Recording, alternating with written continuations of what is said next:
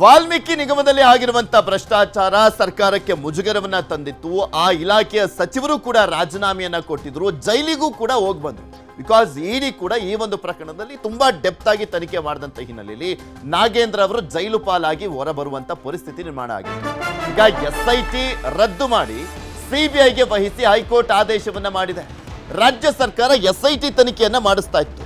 ಈ ಸಂದರ್ಭದಲ್ಲಿ ನಾಗೇಂದ್ರ ಅವರ ತಪ್ಪೇ ಇಲ್ಲ ಅಂತೆಲ್ಲ ಹೇಳಿ ರಿಪೋರ್ಟ್ ಅನ್ನ ಕೂಡ ಸಲ್ಲಿಕೆ ಮಾಡಲಾಗಿತ್ತು, ಚಾರ್ಜ್ ಶೀಟ್ ಅನ್ನ ಮಾಡಲಾಗಿತ್ತು. ಈಗ SIT ತನಿಖೆಯನ್ನ ರದ್ದು ಮಾಡಿ CBIಗೆ ವಹಿಸಿ ಹೈಕೋರ್ಟ್ ಆದೇಶವನ್ನು ಮಾಡಿದೆ. ರಾಜ್ಯ ಸರ್ಕಾರಕ್ಕೆ ಎದುರಾಗಿದೆ ಮುಜುಗರ. ಇದರಲ್ಲಿ ಕಾಂಗ್ರೆಸ್ ಬಿಜೆಪಿ ಮೇಲೂ ಕೂಡ ಪರಿಣಾಮ ಬೀರುತ್ತಾ ಈ ಒಂದು ಪ್ರಕರಣ ಅನ್ನುವಂಥ ಪ್ರಶ್ನೆ. CBIಗೆ ವಹಿಸಲಿಕ್ಕೆ ಯತ್ನಾಳ್ ಟೀಮ್ ಹೋರಾಟಕ್ಕೆ ಜಯ ಸಿಕ್ಕಂತಾಗಿದೆ. ಅಂದ್ರೆ ಬಿಜೆಪಿಯವರೆಲ್ಲರೂ ಪ್ರತಿಭಟನೆ ಎಲ್ಲ ಮಾಡಿದ್ರು, ಆದರೆ CBIಗೆ ವಹಿಸಬೇಕು ಅಂತ ಇವರು ಅರ್ಜಿಯನ್ನ ಹಾಕಿದ್ರು ಕೋರ್ಟ್ನಲ್ಲಿ. ಅದಕ್ಕೆ ಮನ್ನಣೆ ಸಿಕ್ಕಂತಾಗಿದೆ. ಈಗ ಕೋರ್ಟ್ CBIಗೆ ವಹಿಸುವ ಮುಖಾಂತರ ಮಾಜಿ ಸಚಿವ ನಾಗೇಂದ್ರ, ಶಾಸಕ ದದ್ದಲ್ಗೆ ಟೆನ್ಷನ್ ಶುರುವಾಗಿದೆ. ಯಾಕೆಂದ್ರೆ ನಾಗೇಂದ್ರ ಆ ಒಂದು ST ಇಲಾಖೆಯ ಸಚಿವರಾಗಿದ್ದಂಥವ್ರು, ಶಾಸಕ ದದ್ದಲ್ ವಾಲ್ಮೀಕಿ ನಿಗಮ ಮಂಡಳಿಯ ಅಧ್ಯಕ್ಷರಾಗಿದ್ದಂಥವ್ರು. ಸೊ ಇಬ್ಬರಿಗೂ ಮತ್ತೊಮ್ಮೆ ಟೆನ್ಷನ್ ಶುರುವಾಗಿದೆ. ಈಗ ಆಲ್ರೆಡಿ ಇಡಿ ಇಕ್ಕಳದಲ್ಲಿ ಸಿಕ್ಕಾಕೊಂಡಿದ್ರು ನಾಗೇಂದ್ರ ಅವರು, ಅದ್ದಾಡಿದ್ರು, ಜೈಲಿಗೆಲ್ಲ ಹೋಗಿ ಬಂದಿದ್ದಂಥ ಪರಿಸ್ಥಿತಿ ನಿರ್ಮಾಣವಾಗಿತ್ತು. ಈಗ CBIಗೆ ಬೇರೆ ಹೋಗ್ತಾ ಇರುವಂಥ ಹಿನ್ನೆಲೆಯಲ್ಲಿ ಮತ್ತೊಂದು ಸುತ್ತಿನ ಟೆನ್ಷನ್ ಶುರುವಾಗಿದೆ. ಬಳ್ಳಾರಿ ಸಂಸದ ಕಾಂಗ್ರೆಸ್ನ ಕೆಲ ಶಾಸಕರಿಗೂ ಟೆನ್ಷನ್ ಮನೆ ಮಾಡಿದೆ. ಕೆಲ IAS ಅಧಿಕಾರಿಗಳಿಗೂ ಕೂಡ ಆತಂಕ ಶುರುವಾಗಿದೆ. ಎರಡೂ ಪಕ್ಷಗಳ ಮೇಲೆ ತನಿಖೆಯ ಪರಿಣಾಮ ಬೀರುತ್ತಾ ಕಾದ್ ನೋಡಬೇಕು. ಇದರ ಬಗ್ಗೆ ಇನ್ನಷ್ಟು ಮಾಹಿತಿಯನ್ನು ಕೊಡ್ತಾ ಹೋಗ್ತಾರೆ ನಮ್ಮ ಪ್ರತಿನಿಧಿ ಕೃಷ್ಣ. ನಮ್ಮ ಜೊತೆ ನೇರ ಸಂಪರ್ಕದಲ್ಲಿ ಜಾಯ್ನ್ ಆಗಿದ್ದಾರೆ. ಕೃಷ್ಣ, ವಾಲ್ಮೀಕಿ ನಿಗಮದಲ್ಲಿ ಆಗಿದ್ದಂತ ಭ್ರಷ್ಟಾಚಾರ ಪ್ರಕರಣ ಅನ್ನುವಂಥದ್ದು ರಾಜ್ಯ ಸರ್ಕಾರಕ್ಕೆ ದೊಡ್ಡ ಮಟ್ಟದಲ್ಲಿ ಮುಜುಗರ, ಮತ್ತು ಒಂದ್ ಕಡೆ ಆ ಇಲಾಖೆಯ ಸಚಿವರು ರಾಜೀನಾಮೆ ಕೊಟ್ಟು ಜೈಲಿಗೂ ಕೂಡ ಹೋಗಿ ಬರುವಂತ ಪರಿಸ್ಥಿತಿ ನಿರ್ಮಾಣವಾಗಿತ್ತು. ಈಗ CBIಗೆ ಹೋಗಿರುವಂತ ಹಿನ್ನೆಲೆಯಲ್ಲಿ ಮತ್ತೆ ಯಾವ ರೀತಿಯಾಗಿ ಸಂಕಷ್ಟ ಎದುರಾಗಬಹುದು, ಮತ್ತೆ ಎರಡೂ ಪಕ್ಷಗಳ ಮೇಲೆ ಪರಿಣಾಮ ಬೀರಬಹುದು? ಖಂಡಿತವಾಗ್ಲೂ ಪೃಥ್ವಿರಾಜ್, ಈ ಒಂದು ಏನು ಹೈಕೋರ್ಟ್ ಈಗಾಗಲೇ ನ್ಯಾಯಾಲಯ ಈಗ ತೀರ್ಪನ್ನು ಕೊಟ್ಟಿದೆ. ಇದು ಬರುವಂಥ ದಿನಗಳಲ್ಲಿ ಸರ್ಕಾರಕ್ಕೆ ದೊಡ್ಡ ಮಟ್ಟದಲ್ಲಿ ಒಂದು ರೀತಿ ದೊಡ್ಡ ಮಟ್ಟದ ಪರಿಣಾಮ ಬೀರುತ್ತೆ ಅಂತ ಹೇಳ್ಬೋದು. ಈಗಾಗಲೇ ರಾಜ್ಯ ಸರ್ಕಾರದ ಮೇಲೆ ಈ ರೀತಿಯಂಥ ಭ್ರಷ್ಟಾಚಾರದ ಆಪಾದನೆ ಬಂದ ಕೂಡಲೇ SITಗೆ ತನಿಖೆಯನ್ನು ಕೊಡೋದ್ರ ಮುಖಾಂತರವಾಗಿ ಆಗಿರುವಂಥ ಡ್ಯಾಮೇಜ್ ಕಂಟ್ರೋಲ್ಗೆ ಮುಖ್ಯಮಂತ್ರಿ ಸಿದ್ದರಾಮಯ್ಯ ಮುಂದಾಗಿದ್ದರು. ಯಾವಾಗ ಬಿಜೆಪಿ ರೆಬಲ್ ನಾಯಕರು ಈಗಾಗಲೇ ನ್ಯಾಯಾಲಯದ ಮೊರೆ ಹೋಗೋದ್ರ ಮುಖಾಂತರವಾಗಿ ಅಂತಿಮವಾಗಿ ಕಾನೂನು ಹೋರಾಟದ ಮುಖಾಂತರವಾಗಿ SIT ಬದಲು ಈಗ CBIಗೆ ಕೊಡಿಸುವಂಥ ನಿಟ್ಟಿನ ಕಾರ್ಯತಂತ್ರ ಮಾಡುವಲ್ಲಿ ಯಶಸ್ಸನ್ನು ಕಂಡಿದ್ದಾರೆ.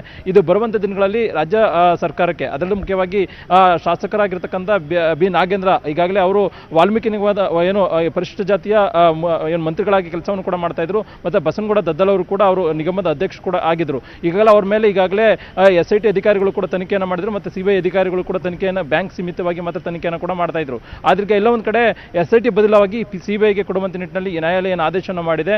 ಈಗ CBI ಸ್ವತಃ ಇದ್ರ ಬಗ್ಗೆ ತನಿಖೆಯನ್ನು ಮಾಡಿದ ಸಂದರ್ಭದಲ್ಲಿ ಮತ್ತೆ ಬಿ ನಾಗೇಂದ್ರ ಆಗಿರ್ಬೋದು ಮತ್ತೆ ಬಸನಗೌಡ ದದ್ದಲ್ ಏನಿದ್ದಾರೆ ಅವರಿಬ್ಬರನ್ನು ಕರೆದು ಮಾತಾಡಿದ ಸಂದರ್ಭದಲ್ಲಿ, ವಿಚಾರಣೆ ಮಾಡಿದ ಸಂದರ್ಭದಲ್ಲಿ ತಪ್ಪಿತಸ್ಥರು ಅಂತ ಸಾಬೀತಾದರೆ ಅವರು CBI ಕುಣಿಕೆಗೆ ಒಳಗಾಗುವಂಥ ಸಾಧ್ಯತೆ ಇದೆ, ಮತ್ತೊಮ್ಮೆ ಅವರು ಜೈಲು ಪಾಲಾಗುವಂಥ ಸಾಧ್ಯತೆ ಇದೆ ಅನ್ನೋದ್ರ ಬಗ್ಗೆ ಕೂಡ ಈಗಾಗಲೇ ದೊಡ್ಡ ಮಟ್ಟದಲ್ಲಿ ಚರ್ಚೆ ಆಗ್ತಾ ಇದೆ. ಹೀಗಾಗಿ ಈ ಒಂದು ವಿಚಾರವಾಗಿ ಯಾವ ರೀತಿಯಾಗಿ ನಡೆಯನ್ನು ತೋರಬೇಕು ಅನ್ನೋ ನಿಟ್ಟಿನಲ್ಲಿ ಇವತ್ತಿನ ರಾಜ್ಯ ಸಚಿವ ಸಂಪುಟದ ಸಭೆಯಲ್ಲಿ ಕೂಡ ಈಗಾಗಲೇ ಚರ್ಚೆ ಕೂಡ ಮಾಡುವಂಥ ನಿಟ್ಟಿನಲ್ಲಿ ಮುಖ್ಯಮಂತ್ರಿಗಳು ಮುಂದಾಗಿರುವಂಥದ್ದು. ಈಗಾಗಲೇ ಸದನದಲ್ಲೂ ಕೂಡ ಮುಖ್ಯಮಂತ್ರಿ ಸಿದ್ದರಾಮಯ್ಯ ಹೇಳಿದ್ರು, ಇಲ್ಲ ಒಂದು ಕಡೆ 187 ಕೋಟಿ ಅಲ್ಲ 70 ರಿಂದ 80 ಕೋಟಿ ಇದ್ರ ಬಗ್ಗೆ ಏನು ನಷ್ಟ ಆಗಿದೆ, ಅಂದ್ರೆ ಎಲ್ಲೋ ಒಂದು ಕಡೆ ಬ್ಯಾಂಕ್ ಇಂದ ಲಾಸ್ ಆಗಿದೆ ಅನ್ನೋದ್ರ ಬಗ್ಗೆ ಕೂಡ ಮುಖ್ಯಮಂತ್ರಿಗಳು ಸ್ವತಃ ಒಪ್ಕೊಂಡಿದ್ರು. ಹೀಗಾಗಿ ಮುಖ್ಯಮಂತ್ರಿಗಳ ಹೇಳಿಕೆಯನ್ನು ಆಧರಿಸಿ ಬಿಜೆಪಿ ಮತ್ತು JDS ನಾಯಕರು ದೊಡ್ಡ ಮಟ್ಟದ ಹೋರಾಟವನ್ನು ಕೂಡ ಮಾಡಿದ್ರು. ಹೋರಾಟದ ಮುಖಾಂತರವಾಗಿ ಕಾಂಗ್ರೆಸ್ ಸರ್ಕಾರಕ್ಕೆ ಒಂದು ರೀತಿ ಬಿಸಿ ಮುಟ್ಟಿಸುವಂತ ನಿಟ್ಟಿನಲ್ಲಿ ಕೂಡ ಮುಂದಾದ್ರು. ಆದರೆ ಅದು ಹೋರಾಟಕ್ಕೆ ಮಾತ್ರ ಸೀಮಿತ ಆಗಿತ್ತು. ಈಗ ರೆಬಲ್ ನಾಯಕರು ಎಲ್ಲೋ ಒಂದು ಕಡೆಗೆ ಈಗ ದೊಡ್ಡ ಮಟ್ಟದಲ್ಲಿ ನ್ಯಾಯಾಲಯದ ಮೊರೆ ಹೋಗೋದ್ರ ಮುಖಾಂತರವಾಗಿ ಈಗ ಅಂತಿಮವಾಗಿ CBI ತನಿಖೆ ಮಾಡಿಸುವಂತ ನಿಟ್ಟಿನಲ್ಲಿ ಕಾರ್ಯತಂತ್ರವನ್ನು ಮಾಡಿದ್ದಾರೆ.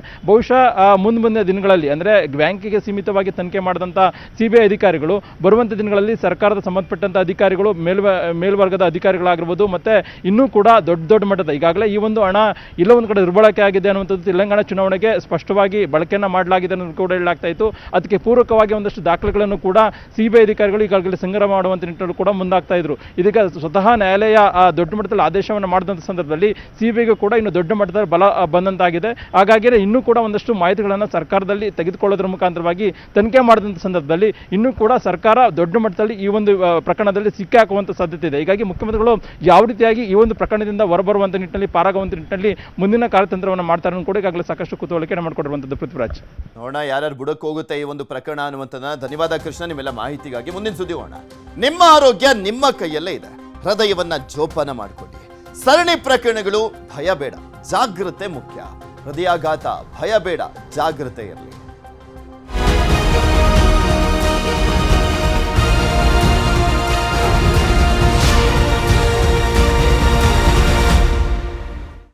ರಾಜ್ಯದಲ್ಲಿ ಹೃದಯಾಘಾತ ಪ್ರಕರಣದಿಂದ ಸಾವನ್ನಪ್ತಾ ಇರುವಂತಹ ಸಂಖ್ಯೆ ಜಾಸ್ತಿ ಆಗ್ತಾ ಇರುವಂಥದ್ದು, ಸ್ಪೆಷಲಿ ಹಾಸನದಲ್ಲಿ ಅಷ್ಟು ಜನ ಸತ್ರು ಅನ್ನುವಂಥದ್ದು ಬೇರೆ ನೋಡ್ತಾ ಇರುವಂತಹ ಕಾರಣಕ್ಕೋಸ್ಕರ ಸಹಜವಾಗಿ ಒಂದು ಸ್ವಲ್ಪ ಆತಂಕ ಮನೆ ಮಾಡಿರುವಂಥದ್ದು. ಇದರಿಂದ ಭಯ ಪಡೋದು ಅವಶ್ಯಕತೆ ಇಲ್ಲ ಅಂತ ತಜ್ಞರೆಲ್ಲರೂ ಕೂಡ ಹೇಳ್ತಾ ಇದ್ದಾರೆ. ಇದೇ ಸಂದರ್ಭದಲ್ಲಿ ಯಾವ್ಯಾವ ಜಿಲ್ಲೆಯಲ್ಲಿ ಏನೇನು ಆಗ್ತಾ ಇದೆ, ಎಷ್ಟು ಪ್ರಕರಣಗಳು ವರದಿ ಆಗ್ತಾ ಇದಾವೆ ಅನ್ನುವಂಥದ್ದನ್ನ ಕೂಡ ನಿಮ್ಗೆ ತೋರಿಸ್ತಾ ಇದ್ವಿ. ಅದರ ಜೊತೆಗೆ ಈಗ ನೋಡೋದಾದ್ರೆ ಗದಗ ಜಿಲ್ಲೆಯಲ್ಲಿ 6 ತಿಂಗಳಲ್ಲಿ 29 ಜನಕ್ಕೆ ಹೃದಯಾಘಾತ ಆಗಿದೆ. ಜಿಮ್ಸ್ ಆಸ್ಪತ್ರೆಯಲ್ಲಿ ಹೃದಯಾಘಾತದಿಂದ 26 ಜನ ಸಾವನ್ನಪ್ಪಿದ್ರು. ಮಾಂಸಾಹಾರಿಗಳಲ್ಲೇ ಹೆಚ್ಚಾಗ್ತಾ ಇದೆಯಂತೆ ಹೃದಯಾಘಾತ ಪ್ರಕರಣ, ವೈದ್ಯರು ಹೇಳ್ತಾ ಇರುವಂಥದ್ದು. ಜಿಮ್ಸ್ನ ನಿರ್ದೇಶಕ ಡಾಕ್ಟರ್ ಬಸವರಾಜ್ ಬೊಮ್ಮನಹಳ್ಳಿ ಹೇಳಿಕೆಯನ್ನ ಕೊಟ್ಟಿದ್ದಾರೆ. ಒತ್ತಡದ ಜೀವನ ಶೈಲಿ ಹೃದಯಾಘಾತಕ್ಕೆ ಪ್ರಮುಖ ಕಾರಣ ಆಗಿದೆ. ಮೊಬೈಲ್ ಬಳಕೆ ಕಡಿಮೆ ಮಾಡಿ ವ್ಯಾಯಾಮ ಮಾಡಲಿಕ್ಕೆ ಸಲಹೆಯನ್ನ ಕೂಡ ಕೊಟ್ಟಿದ್ದಾರೆ. ಮೊಬೈಲ್ ಬಳಕೆ, ಸ್ಕ್ರೀನ್ ಟೈಮಿಂಗ್ ಅನ್ನ ಕಡಿಮೆ ಮಾಡಿ ವ್ಯಾಯಾಮವನ್ನು ಮಾಡಿ, ಅಟ್ಲೀಸ್ಟ್ ಮಿನಿಮಮ್ ಡೈಲಿ ಒಂದು ಅರ್ಧ ಗಂಟೆನಾದರೂ ಫಿಸಿಕಲ್ ಆಕ್ಟಿವಿಟೀಸ್ ಮಾಡಿ ಅನ್ನುವಂಥದ್ರ ಬಗ್ಗೆ ಅವರು ಸಲಹೆಯನ್ನು ಕೊಟ್ಟಿದ್ದಾರೆ.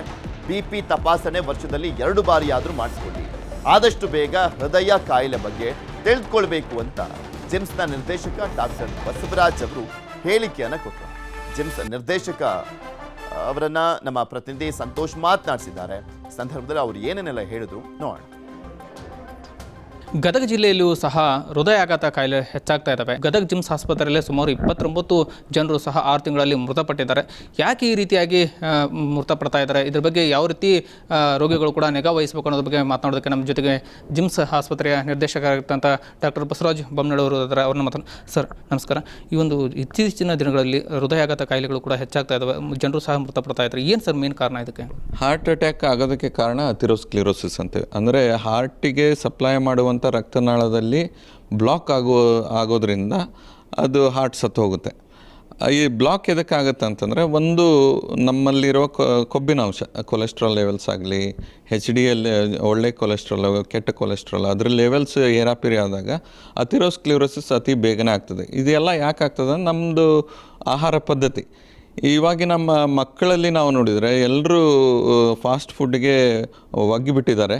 ಅದಕ್ಕಾಗಿ ಅತಿ ಬೇಗನೆ ಅಥೆರೋಸ್ಕ್ಲೆರೋಸಿಸ್ ಆಗ್ತಾಯಿದೆ. ಹಾಗೂ ಅವರ ಬ್ಲಡ್ ಚೆಕಪ್ ಮಾಡಿದಾಗ ಲಿಪಿಡ್ ಲೆವೆಲ್ಸ್ ಹೇರಾಪೇರಿ ಆಗಿರ್ತವೆ. ಮತ್ತು ಮೊಬೈಲ್ ಬಳಕೆಯಿಂದ ಪ್ರತಿಯೊಬ್ಬ ಮನುಷ್ಯನೂ ಒಂದು ಮಾಯಾಲೋಕದಲ್ಲೇ ಬದುಕ್ತಾ ಇದ್ದಾನೆ ಮತ್ತು ಒತ್ತಡದ ವಾತಾವರಣದಲ್ಲಿ ಬದುಕ್ತಾ ಇದ್ದಾನೆ. ಈ ಒಂದು ಒತ್ತಡದಿಂದ ದೇಹದಲ್ಲಿ ಅನೇಕ ಬದಲಾವಣೆಗಳಾಗಿ ಸಮತೋಲನ ತಪ್ಪಿ ಹೋಗಿ BP ಜಾಸ್ತಿ ಆಗೋದು ಮತ್ತು ಡಯಾಬಿಟಿಸ್ ಬರೋದು ಮತ್ತು ಸ್ಟ್ರೆಸ್ ಇಂದ ಮತ್ತು ಅನೇಕ ಹಾರ್ಮೋನ್ಸ್ ಲೆವೆಲ್ಸ್ ಬದಲಾವಣೆಯಾಗಿ ಅಥೆರೋಸ್ಕ್ಲೆರೋಸಿಸ್ ಬೇಗ ಆಗ್ತಿದೆ. ಅದರಿಂದ ಸ್ಟ್ರೋಕ್ ಆಗೋದು ಪ್ಲಸ್ ಹಾರ್ಟ್ ಅಟ್ಯಾಕ್ ಆಗೋದು ಜಾಸ್ತಿ ಇದೆ. ಸರ್, ಈಗ ಮಾಂಸಾಹಾರಿಗಳು ಜಾಸ್ತಿ ಸಾವನ್ನಪ್ತಿದ್ದಾರೆ ಅನ್ನೋ ಮಾಹಿತಿ ಇದೆ ಸರ್. ಈ ಬಗ್ಗೆ ಹೇಳೋದಾದರೆ ಯಾವ ರೀತಿ ಅವರ ಆಹಾರ ಪದ್ಧತಿಗಳನ್ನು ಬದಲಾವಣೆ ಮಾಡ್ಕೋಬೇಕು, ಯಾವ ರೀತಿ ಅವರು ದೈಹಿಕವಾಗಿ ದಂಡನೆ ಮಾಡ್ಕೋಬೇಕು, ವ್ಯಾಯಾಮ ಆಗಿರ್ಬೋದು? ಮಾಂಸಾಹಾರ ತಿನ್ನೋದ್ರಿಂದ ಕೊಲೆಸ್ಟ್ರಾಲ್ ಲೆವೆಲ್ ಜಾಸ್ತಿ ಆಗ್ತದೆ, ಟ್ರೈಗ್ಲಿಸರೈಡ್ ಲೆವೆಲ್ ಜಾಸ್ತಿ ಆಗ್ತದೆ. ಆದ್ದರಿಂದ ಅಥೆರೋಸ್ಕ್ಲೆರೋಸಿಸ್ ಬೇಗ ಆಗ್ತದೆ.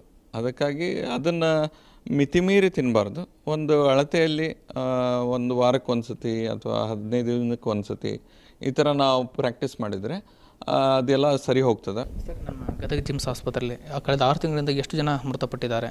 ಅದರಲ್ಲೂ ಸಣ್ಣ ವಯಸ್ಸಿನವರು ಎಷ್ಟು ಜನ ಇದ್ದಾರೆ? ಏನು ಸರ್ ಮೇನ್ ಕಾರಣ? ಗದಗ ಜಿಮ್ಸ್ ಆಸ್ಪತ್ರೆಗೆ ಬಂದಿರುವ ರೋಗಿಗಳಲ್ಲಿ 29 ಜನ, ಜನವರಿಯಿಂದ ಇಲ್ಲಿವರೆಗೆ 29 ಜನ ಮೃತಪಟ್ಟಿದ್ದಾರೆ. ಎಸ್, ಇದೆಲ್ಲವೂ ಕೂಡ ಡಾಕ್ಟರ್ ಬಸವರಾಜ್ ಬೊಮ್ಮನಹಳ್ಳಿ ಅವರ ಮಾತಾಗಿರುವಂಥದ್ದು. ಸಂತೋಷ್ ಕೊಣೂರ್, ನ್ಯೂಸ್ 18 ಗದಗ.